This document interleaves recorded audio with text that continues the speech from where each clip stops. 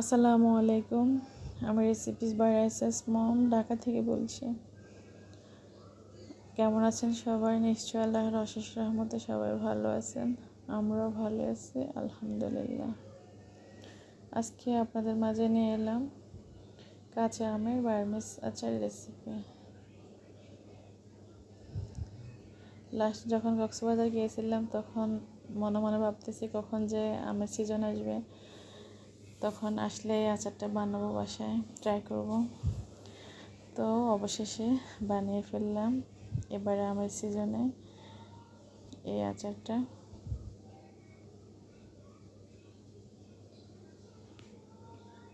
এই যে আমগুলোকে আমি ভালোভাবে ধুয়ে পরিষ্কার করে তারপরে ছিলে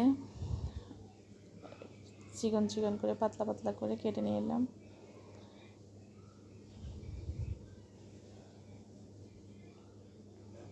এরপরে আমি এগুলাকে সব কাটা শেষ হয়ে গেছে। কাটা শেষ হওয়ার পরে এখন একটু সামান্য লবণ দিব, তারপরে চিনি দিয়েছি 4 টেবিল চামচ। চিনি আর লবণ মিক্স করে এগুলাকে ভালোভাবে ঝাঁকিয়ে মাখানোর পরে রেস্টে রেখে দিব, প্রায় 7-8 ঘন্টা রেখে দিব, ঢাকনা দিয়ে রেখে দিব।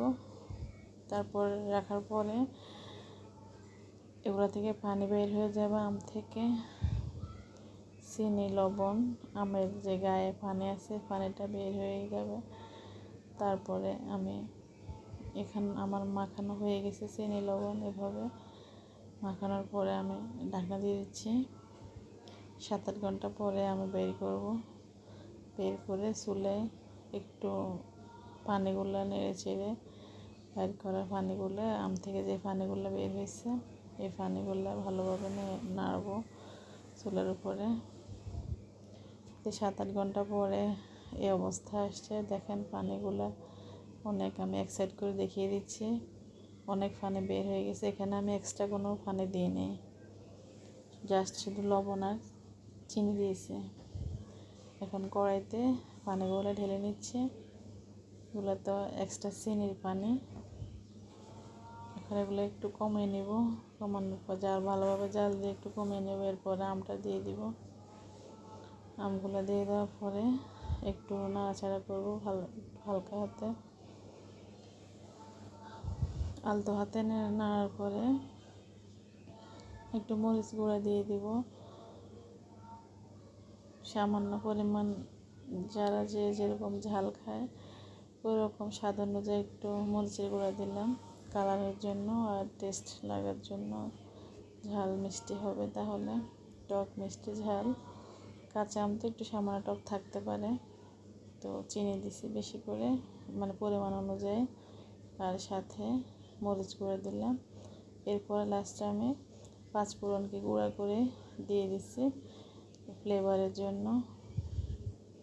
যে আমার আমের বার্মিস আচারটা হয়ে গেছে, রেডি হয়ে গেছে। অনেক টেস্ট হয়েছে, আমি একটু খেয়ে নিলাম, খাওয়ার পর দেখলাম অনেক সফট হয়েছে, তারপরে অনেক মজা লাগছে খাইতে, খুবই মজা লাগে। সারা বছর জুড়ে এটা রাখতে পারবেন, রেখে রেখে যে কোনো সময় খেতে পারবেন মন চাইলে। আর একটু চিনি ফ্লেক্স দিয়ে দিলাম ভালোভাবে, ছোট ছোট করে একটু উপরে দিয়ে দিলাম সৌন্দর্যের জন্য। পরে আমি এগুলো আবার ঠিক করে নিয়ে বক্স করে রেখে দিব বা কাচের জারের ভিতরে রেখে দেব। আপনাদেরকে দেখানোর জন্য এভাবে আমি ফ্রিজের ভিতরে নিয়ে দেখিয়ে দিলাম। ঠান্ডা হওয়ার পরে অবশ্যই আচারগুলো কাচের জারের ভিতরে রাখবেন, তাহলে সারা বছর জুড়ে রাখতে পারবেন, খুবই ভালো থাকবে। এই আচারটা রোদ্রে দেওয়ার কোনো ঝামেলা নাই, কাচের জারে রেখে দিলেই হয়। কাঁচা আমের বার্মিস আচার রেসিপি দেখতে যদি ভালো লেগে থাকে তাহলে একটা ছোট্ট লাইক দিতে ভুলবেন না অবশ্যই, প্লিজ। তো আজকের জন্য এখানে বিদায় নিচ্ছি। আল্লাহ হাফেজ। আসসালামু আলাইকুম।